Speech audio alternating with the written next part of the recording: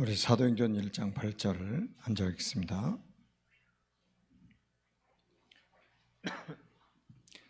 사도행전 1장 8절입니다. 같이 읽습니다. 오직 성령이 너에게 임하시면 너희가 권능을 받고 예루살렘과 온 유대와 사마리아와 땅끝까지 이르러 내 증인이 되리라 하시니라. 아멘. 우리 신앙 고백 한번 하겠습니다. 주는 그리스도시요 살아계신 하나님의 아들이십니다. 아멘. 여러분 눈을 뜨면 이 신앙 고백이 됩니까? 우리가 사실은 주는 그리스도시요 살아계신 하나님의 아들이시라는 이 비밀을 깨달을 때 얼마나 감격스러웠습니까? 이게 주님 오시는 날까지 지속이 돼야 되잖아요. 아멘. 이제 우리에게 새로운 시대가 열렸습니다.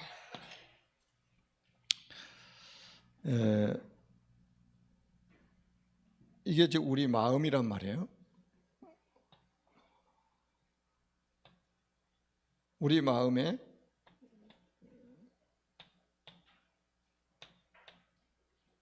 보좌가 있는데, 왕자가 있는데, 자, 이 첫 번째 그림은, 자, 우리 마음 밖에 그리스도가 계시죠. 자, 이 상태를 우리는 불신자라고 하는 겁니다. 신부는 마귀의 자녀죠. 마귀 자녀는 어떻게 될까요? 큰일 나죠. 그래서 우리가 전도하는 거 아닙니까? 또 이 그림은 마음속에 예수님은 영접했는데 아직도 주인은 자기 되는 거죠. 내가 주인인 거죠. 이거는 불신자. 굳이 우리가 쓴다면 이 불신자죠. 이 사람은 육에 속한 그리스도입니다. 절대 주인을 바꾸지 않죠. 자기가 주인입니다. 자기 하고 싶은 것만 하죠. 자기 계획대로만 삽니다. 자기의 방법대로 삽니다. 자기의 경험대로 삽니다. 자기가 배운 지식 가지고 삽니다. 그게 이제 육에 속한 그리스도예요. 구원은 받았는데 주인이 바뀌지 않는 거예요. 자, 이 그림은 어떡해요? 이게 이제 영에 속한 그리스도입니다. 육에 속한 그리스도인도 구원은 받았습니다. 영에 속한 그리스도인도 구원받았어요. 뭐가 다를까요? 자, 이 정도 되면 주님이 100% 인생을 책임지시죠. 왜? 주인이 주님이기 때문에 주님이 책임지시는 거예요. 그래서 우리가 주일날 이제 영접의 비밀을 우리가 이제 영접의 비밀이라는 이 제목 가지고 말씀을 받았는데, 우리가 영접할 때 어떤 일이 벌어집니까? 운명이 바뀌고 신분이 바뀌고 삶의 방법이 다 바뀌고. 아멘? 어마어마한 특권이 우리에게 주어진 겁니다. 그래서 한마디로 말하면 이제 바울은 고린도 후서 5장 17절에 그런즉 누구든지 그리스도 안에 있으면 새로운 피조물이라. 이전 것은 지나갔으니 보라가 새 것이 되었도다. 완전히 재창조되어 버린 거예요. 이 영접이라는 게 어마어마한 축복인 거예요. 그래서 우리가 한 사람을 내가 복음 전해서 영접을 시켜가지고 신분이 바뀐다는 건 이거는요, 천지가 개벽되는 사건입니다. 그리고 영접하고 나서 이쪽으로 왔다 갔다 하잖아요. 이걸 갈등이라고 하는데, 우리 자신이 이 축복 속에 있어야 되고 우리를 만난 사람이 이 축복을 누리도록 만들어야 됩니다. 자, 이 사람을 뭐라고 그러겠어요? 물이라고 하겠죠. 자, 이 상태를 제자라고 하는 겁니다. 제자를 통해서 하나님은 세계 복음화를 이루어 나가십니다. 그래서 우리는 정말로 하나님의 자녀가 맞다면 이제는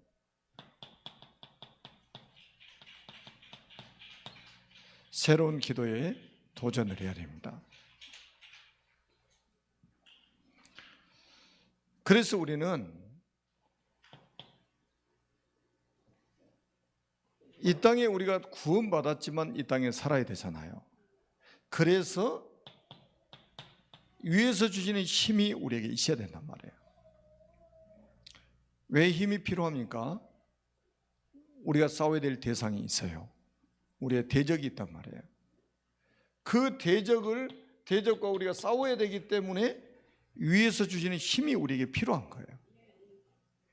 그러니까 여러분, 그래서요, 이제부터 기도 운동을, 새로운 기도의 운동을 우리가 펼쳐야 되는데, 혼자도 우리가 기도할 수 있습니다. 자, 마태복음 18장 18절에서 20절에 보니까 예수님이 이렇게 말씀하셨죠. 두 사람이 땅에서 합심하여 무엇이든지 내게 구하면 내가 응답하겠다고 약속하셨어요. 시행하겠다고. 그리고 20절에 보니까 두세 사람이 내 이름으로 모인 곳에 그들 중에 함께 하겠다. 그래서 우리가 이게 예배 시간이 그래서 중요한 거예요. 혼자도 얼마든지 기도할 수 있죠. 근데 예수님이 뭐라고 그러셨어요? 두 사람이 땅에서 합심하여 무엇이든지 구하면, 두세 사람이 내 이름으로 모인 곳에 내가 그들 중에 함께 하겠다. 이렇게 약속을 하셨어요. 그리고 우리가 사도행전 1장 14절 한번 보세요. 혼자 기도했습니까? 아니에요. 언약 잡은 사람들이 120명이 모여가지고 오로지 기도에 힘썼죠. 이때 어떤 일이 벌어졌어요? 이 응답이 온 게 사도행전 2장 1절로 4절에 응답이 온 겁니다. 우리가 이 기도 운동을 해야 된단 말이죠. 이 기도 운동을. 그래서 사실은 모든 성도가 사실은 이제는 여러분들이 하나님의 자녀가 맞다면 이제 기도하면 돼요. 사도행전 2장 41절에 보니까 42절에 보니까 여기도 보세요. 42절에 그들이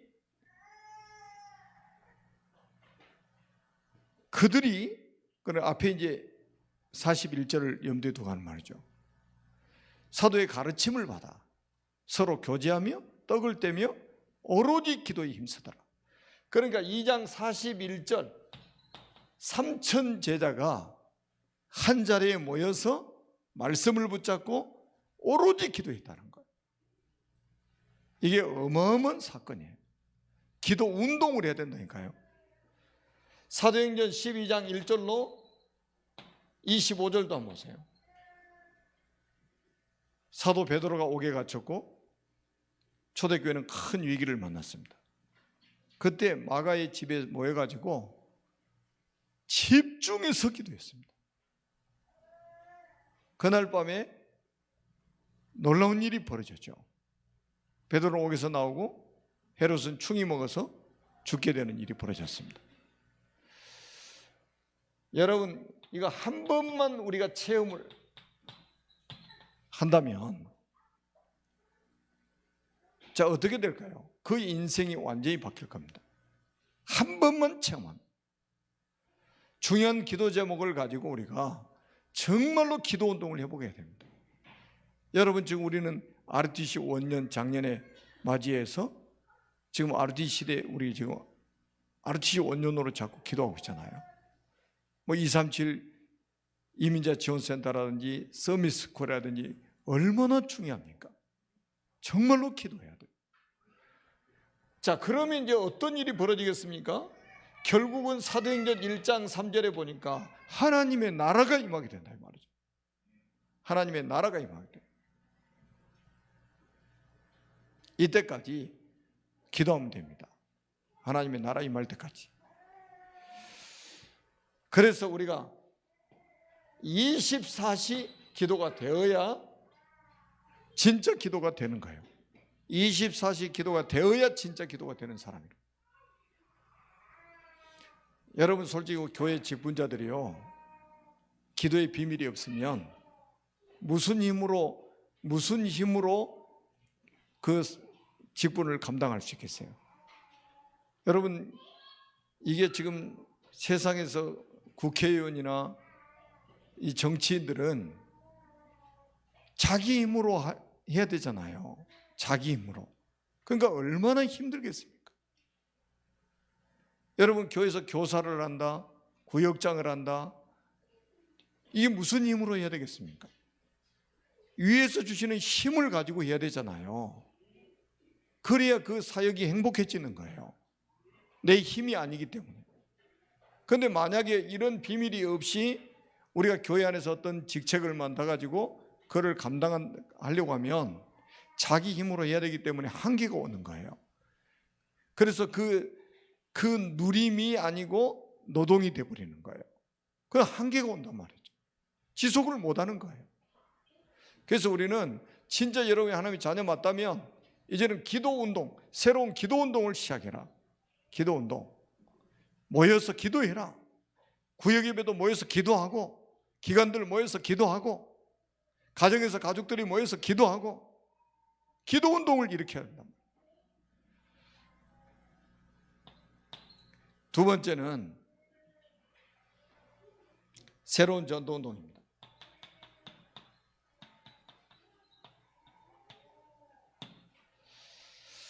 지금 우리는 메시지를 계속 받고 있는데요, 앞으로 4차 산업, 다시 말하면 인공지능 시대가 도래를 합니다. 지금 우리 저런 주원이나 저런 랩런트들이 지금 이제 자라나고 있잖아요.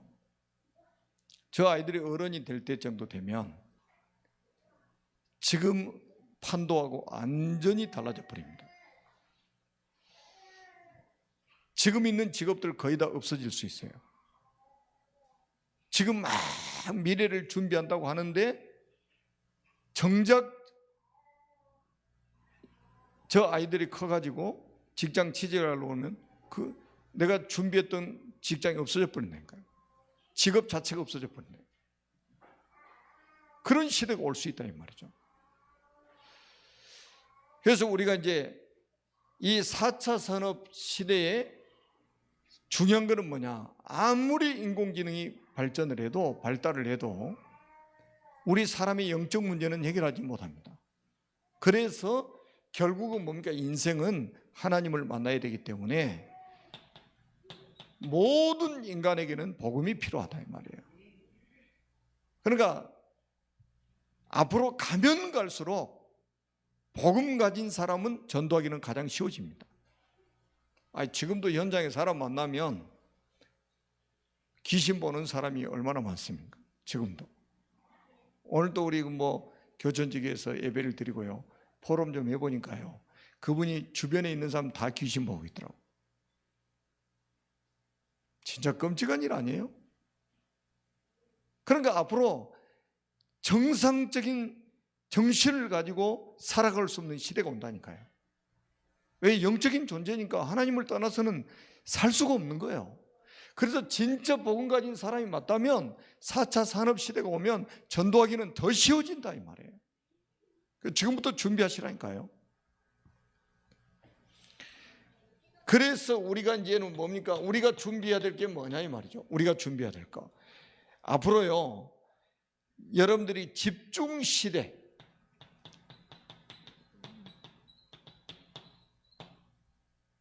집중 아니면 집착입니다. 둘 중에 하나를 가게 돼 있어요, 사람. 집중 안 되면 다른 데 중독되게 돼 있습니다. 집중이라는 단어를 놓치면 안 됩니다. 정말로 우리가 앞에서도 봤잖아요. 오로지 기도에 힘썼더라. 이 말은 완전히 하나님 앞에 몰입했다는 말이잖아요. 집중했다는 말이잖아요. 집중하지 않으면 분열된다니까요. 그래서 어렸을 때 아이들도요, 막 TV 보여주고 막 게임하고 그러면요, 정신 분열돼 버립니다. 굉장히 위험하죠. 정신 분열돼 버린다니까요. 그래서 우리가 하나님 말씀에 집중하도록 만들어요. 그 집중하는 방법이 여러 가지가 있잖아요. 말씀을 계속 듣는 거예요. 말씀을. 저도 하여튼 아침에 새벽기도 딱 가기 전에 영상 틀어놓고 기도처 메시지 딱 보고 새벽기도 가거든요. 갔다 오면 또 메시지 틀어놓고 메시지 들어요. 잠자기 전에도 꼭 메시지 듣고 잡니다. 어제 저녁에는 10시 반인가 잤는데 좀 일찍 잤다고 또 새벽 2시 반에 일어나가지고 계속 메시지 들어놓고 그 메시지 듣다가 새벽기도 직전에 또 잠들어가지고 깨가지고 가고 그랬는데, 여러분 그 말씀을 집중해서 들을 수 있다는 거는요 굉장한 그 영적인 힘이 필요한 거예요. 우리가 또 찬양을 계속 여러분, 제가 그래서 지난주에는 우리 찬양 인도하는 분들한테 제가 부탁을 했다니까. 찬양만 계속하고 마지막에 기도 한번 하고 딱 끝내라고. 왜냐? 집중하도록 하려고. 집중하도록. 찬양한 거하고 기도하고 하니까요, 찬양도 집중이 안 되고 기도도 집중이 안 되고 둘 다 집중이 안 되는 것 같아요. 딱 보니까 뒤에서 보면 딱 보여요. 다. 이게 정신 분열이라 해요. 분열, 이게 분열 증세라 이게. 여러분 그래서 찬양도요 한 30분 정도 계속 한번 해보세요. 찬양 계속 바꿀 필요도 없어요. 한 곡 막 몇 번씩 반복해서 막 부르기 때문에요 그 가사를 깊이 한번 보면서 해보세요. 진짜 집중됩니다.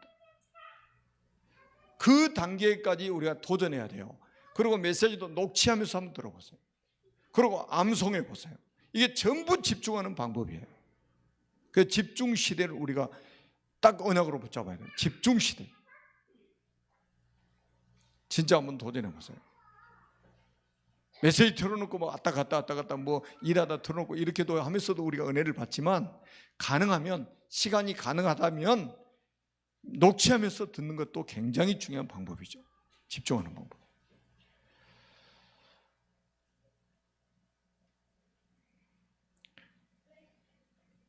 그 다음에 우리는 어떤 시대를 하나님이 열어주셨습니까? 237 시대를 하나님이 열어주셨어요. 그래서 우리가 지금 이민자 지원센터도 237 이민자 지원센터, 선교원도 237 서밋스쿨로 다 바꿔놨잖아요. 왜요? 하나님이 237 시대를 열어주셨으니까 우리가 237 시대를 우리도 열어야 되잖아요.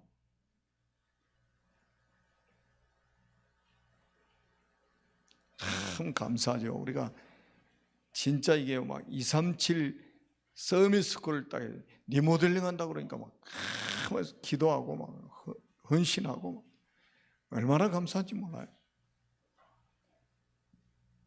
그 다음에 뭡니까? 이제는 아류 시대를 열어라. 아류 시대.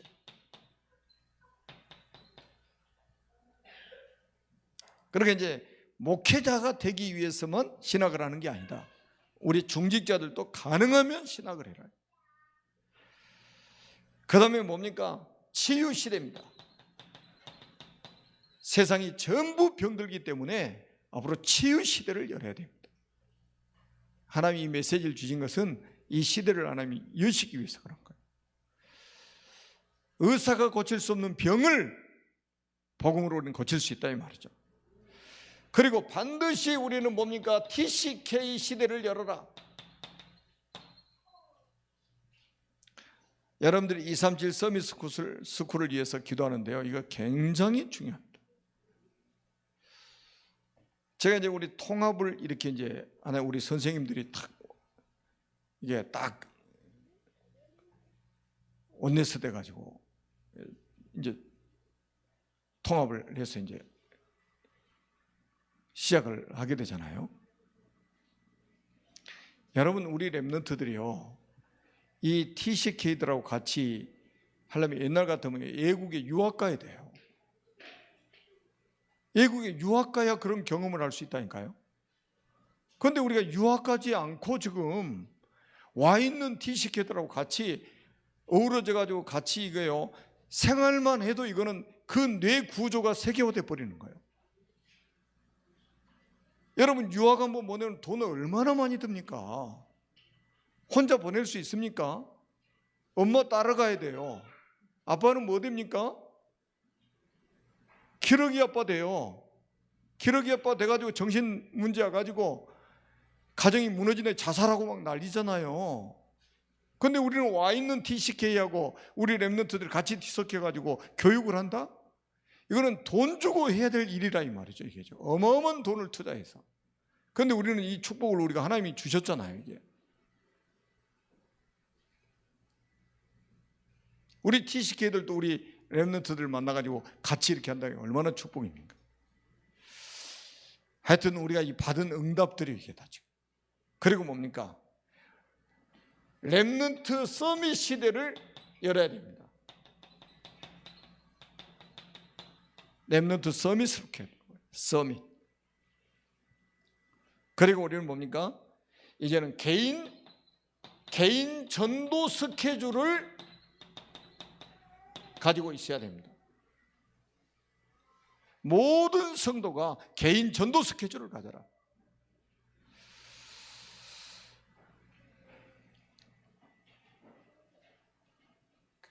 자, 그러면서 우리는 뭡니까? 24 전도 시스템을 만들어라.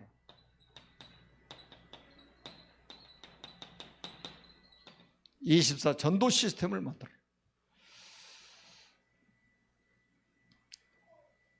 우리가 원단 메시지에 나왔잖아요. 24, 237 할 수 있는 성전, 24 치유할 수 있는 시스템, 24 랩런트 서밋을 키울 수 있는 시스템을 만들어라. 성전을 세워라. 그리고 세 번째는 새로운 교회 운동입니다.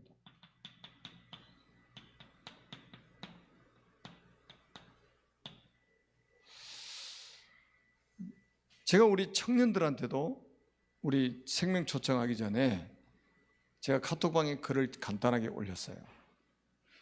아직도 교회를 이해를 못하는 사람들이 참 많더라고요. 구원받은 개인도 교회가 맞습니다. 그런데 성경에서 말하고 있는 교회라는 것은 구원받은 사람들의 모임이에요. 모임. 그러니까 구약에는 그 히브리어로 교회가 칼이라는 단어를 썼어요. 이스라엘 백성들이 광야에서 그 이스라엘 그 해중들 있잖아요. 출애굽해가지고 구원받은 백성들의 그 해중을 교회라고 한 거예요. 구원받은 한 사람을 가지고 교회라고 한 게 아니고 교회 그 구원받은 회중 그 모임 자체를 교회라고 했다니까요. 구원받은 개인도 교회지만 신약의 헬라어로는 에클레시아 단어예요. 밖으로 불러내다는 뜻이에요. 그러니까 세상 속에서 한 사람만 불러가지고 이 복음 공동체를 만들어 놓은 거예요. 그걸 교회라고 하는 겁니다. 그래서 여러분들이 잘 이해를 하셔야 돼요. 교회는 복음 공동체다. 그러니까 이거 공동체 생활이 안 되는 거는 굉장한 축복을 놓치게 된다 이 말이에요. 공동체 생활을 못하는 사람은. 그리고 이게 공동체가 안 되는 거는 굉장한 영적 문제입니다. 그 개인은 굉장히 영적 문제가 있는 거예요. 여러분 초대교회 아까도 말씀하셨잖아요. 그 핍박을 하는데 아니 그리스도 이름으로 모이면 죽을 수도 있는데 그 자리에 모였잖아요. 그게 교회인 거예요. 여러분 안디옥 교회가 어떻게 세워졌습니까? 스데반의 환란을 인해서 흩어진 자들이 베니교 구브로를 지나서 안디옥에 이르러 가지고 그 안디옥 교회가 세워진 거 아닙니까? 핍박 속에서, 환란 속에서. 왜 하나님이 복음 공동체를 이 땅에 세우셨느냐? 그게 중요한 거예요. 여러분 앞으로 3단체를 통해서 이 땅에 심각한 영적 문제가 도래를 하는데 이거 막아야 됩니다. 교회 아니면 막을 수 없어요. 국회가 어떻게 막습니까? 청와대가 어떻게 막습니까? 복음 공동체만이 3단체를 통해서 이 땅에 오는 영적 문제를 막을 수 있다 이 말이에요. 그리고 두 번째는 뭡니까?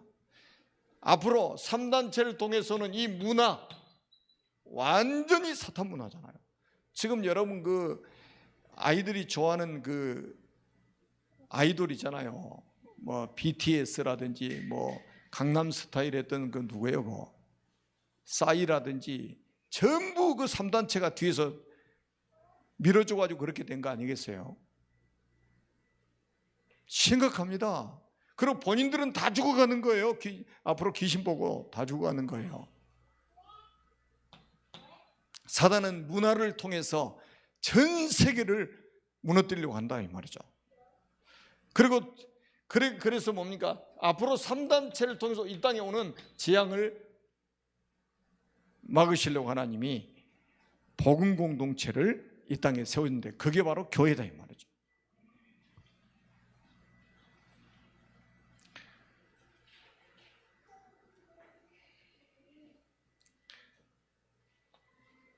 그래서 이제 앞으로 여러분들이요, 진짜 여러분 한 분 한 분이 너무 중요한 분이니까 조금만 여러분들이 이제는 이런 말씀의 흐름을 따라서 우리가 갱신을 하면 됩니다. 제가 계속 지금 몇 번 반복해서 이야기하죠. 갱신을 두려워하는 사람이 있다니까요. 자기가 갱신, 이게 달라지면 꼭 문제 올 것 같아. 달라지면 힘들어질 것 같아. 그러니까 갱신을 안 하려고 하는 거예요. 우리는 불신자가 말하는 갱신이 아니에요. 말씀의 흐름을 따라서 나를 갱신시키는 거예요. 그러면 하나님이 굉장한 응답을 하나님이 준비해 놓고 계시다 이 말이에요. 그래서 우리가 응답을 받으면 결국은 뭡니까? 우리가 증인으로 서게 됩니다. 내 증인이 되리라 하시니라. 오늘도 사도행 1장 8절에 말씀했잖아요. 오직 성령이 너에게 마시면 너희가 권능을 받고 예루살렘과 온 유대와 사마리아와 땅끝까지 이르러 내 증인이 되리라 하시니라. 하나님은 여러분들을 증인으로 세우셔서 237 나라를 살리기를 원하십니다. 그 축복의 대열에 여러분들이 서 있지 않습니까? 하나님의 은혜로 우리가 절대 언약의 대열에 섰고 전도 대열에 섰고 빛의 대열에 선 사람들이에요. 여러분이 가시는 길에 사탄이 속히 무릎 꿇는 그런 시간표가 오게 될 것입니다. 기도하겠습니다. 살아계신 하나님 은혜를 진심으로 감사합니다. 말씀으로 우리를 회복시켜 주시고 말씀으로 우리를 치유해 주시고 말씀으로 우리에게 방향을 주시고 말씀으로 우리에게 답을 주신 하나님께 영광을 돌립니다. 이 말씀이 우리 발에 등이 되고 길에 빛이 될 수 있도록 축복하여 주옵소서. 오늘도 언약의 말씀 붙잡고 하나님을 찬양하고 기도할 때에 보좌의 축복으로 함께하여 주옵소서. 우리 구주 예수 그리스도의 이름으로 간절히 축복하며 기도드립니다. 아멘.